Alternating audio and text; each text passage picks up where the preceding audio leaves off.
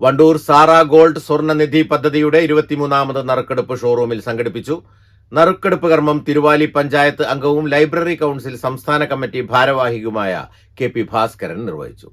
അഞ്ചച്ചൌടി സ്വദേശിനി ശങ്കരൻ വീട്ടിൽ അംന ഫാത്തിമയാണ് ഇത്തവണത്തെ ഭാഗ്യശാലി.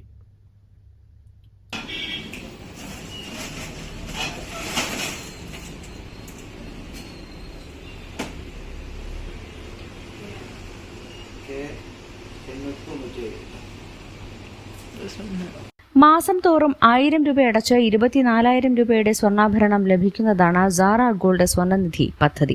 നറുക്ക് ലഭിക്കുന്നവർക്ക് തുടർന്ന് പണമടയ്ക്കാതെ തന്നെ മുഴുവൻ തുകയുടെയും സ്വർണ്ണാഭരണങ്ങൾ ലഭിക്കും.